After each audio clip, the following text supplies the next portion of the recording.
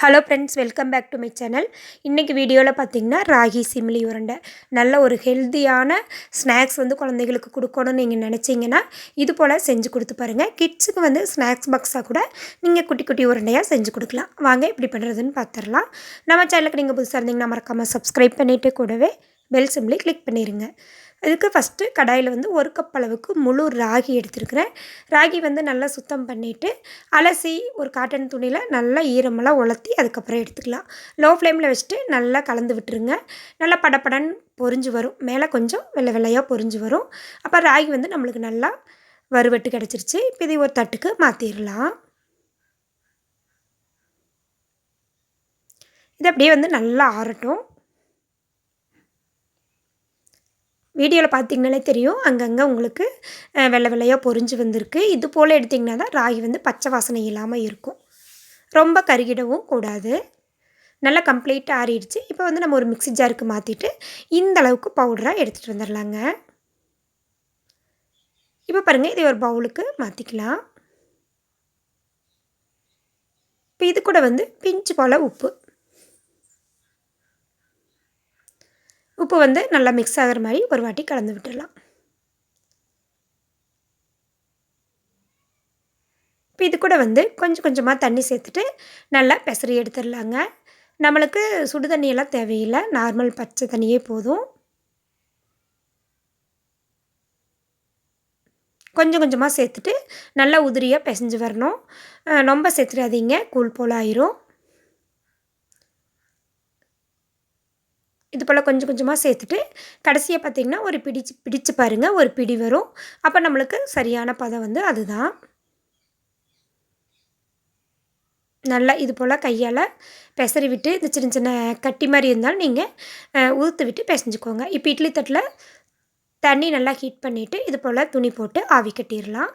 இந்த மாவு அப்படியே வந்து நம்ம பரவலாக சேர்த்துக்கலாங்க. சேர்த்துட்டு மூடி போட்டு ஒரு 20 நிமிஷம் மீடியம் ஃப்ளேமில் வச்சிடலாம். 20 நிமிஷத்துலேயே வந்து நல்லா உங்களுக்கு இந்த மாவு வந்து வெந்துடும்.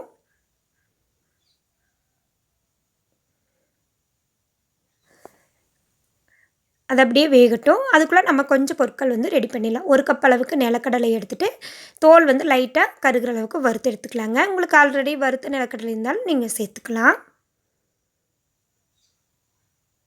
நான் 1 கப் ராகிக்கு 1 கப் அளவுக்கு நிலக்கடலை எடுத்துருக்கிறேன்.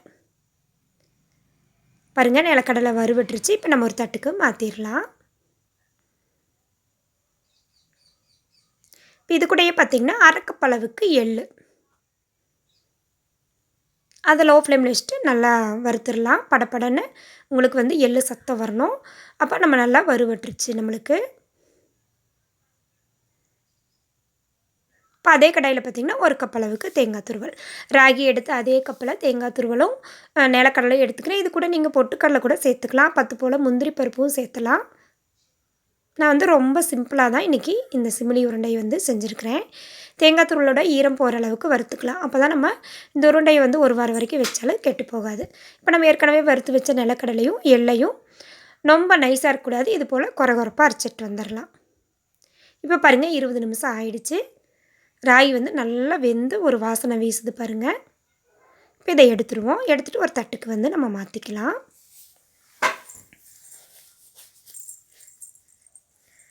ரொம்ப வந்து இந்த ராகி மாவு வந்து ஆற விட்டுறக்கூடாது. ஓரளவுக்கு கை பொறுக்கிற சூட்லேயே நம்ம வந்து இது உருண்டைகளாக பண்ணிடலாம்.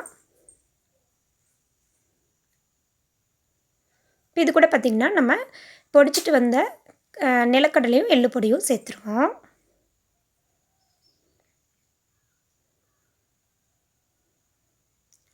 கூடவே வறுவட்ட தேங்காய்,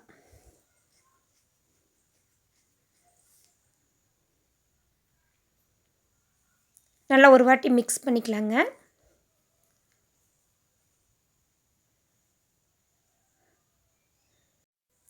இது ஒரு வாட்டி நல்லா மிக்ஸ் பண்ணிவிட்டு இது கூட வந்து இன்னைக்கு சர்க்கரை சேர்த்துக்கலாங்க. இனிப்புக்காக நான் நாட்டு சர்க்கரை 1/2 கப் அளவுக்கு எடுத்துருக்கிறேன். 1 கப் ராகிக்கு 1/2 கப் சர்க்கரை எடுத்துருக்கிறேன். அளவு வந்து சரியாக இருக்கும். நீங்கள் சர்க்கரைக்கு பொதுவாக வெல்லம் அல்லது பாகு வெல்லம், கருப்பட்டி கூட சேர்த்துக்கலாம். நீங்கள் வந்து ராகி வந்து நம்ம வேக வைக்கிறோம் இல்லைங்களா, அது மட்டும் ஆறிடக்கூடாது. கொஞ்சம் இளம் சூட்டோடையே நீங்கள் இது எல்லாத்தையும் மிக்ஸ் பண்ணிடுங்க. நல்லா இந்த நாட்டு சக்கரை வந்து இந்த மாவோட சூட்டோட மிக்ஸ் ஆகும்போது உருண்டை வந்து நம்மளுக்கு ஈஸியாக வந்து கிடச்சிரும். இது வந்து வேக வைக்கிறதுக்கு மட்டும்தாங்க நம்மளுக்கு டைம் எடுக்கும். ரொம்ப ஒரு ஹெல்த்தியான ஸ்நாக்ஸ் இது. இந்த கை கால் வலி இருக்கிறவங்கலாம் பார்த்திங்கன்னா டெய்லி ஒரு உருண்டை சாப்பிட்டிங்கனாலே போதும். இப்போ பாருங்கள், கொஞ்சம் கொஞ்சமாக எடுத்துகிட்டு இது போல் கொஞ்சம் அழுத்தம் கொடுத்து உருண்டைகளாக பிடிச்சிக்கலாம். பாருங்கள், சூப்பரான நம்மளுக்கு ராகி சிம்லி உருண்டை வந்து ரெடி ஆகிடுச்சு. செய்கிறது ரொம்ப ரொம்ப ஈஸி தாங்க. ஒரு ஹெல்த்தியான ஸ்நாக்ஸு. இந்த கிட்ஸுக்கெல்லாம் பார்த்திங்கன்னா ஸ்நாக்ஸ் பாக்ஸுக்கு இதிலே குட்டி குட்டியாக பிடிச்சி கூட நீங்கள் கொடுத்துட்டிங்கன்னா அவங்க ரொம்பவே விரும்பி சாப்பிட்டு வருவாங்க. ஃப்ரெண்ட்ஸ், இந்த வீடியோ உங்களுக்கு பிடிச்சிருந்தா சேனலை மறக்காமல் சப்ஸ்கிரைப் பண்ணிடுங்க. லைக் பண்ணுங்கள், ஷேர் பண்ணுங்கள், கமெண்ட் பண்ணுங்கள். நல்லா பார்த்திங்கன்னா இந்த நிலக்கடலை எள்ளெல்லாம் வந்து நம்ம ஒன்றும் பாதியாக போட்டனால சாப்பிடும்போது அங்கங்கே கடிபடும். சாப்பிட்றதுக்கும் சூப்பராக இருக்கும். ட்ரை பண்ணி பாருங்கள்.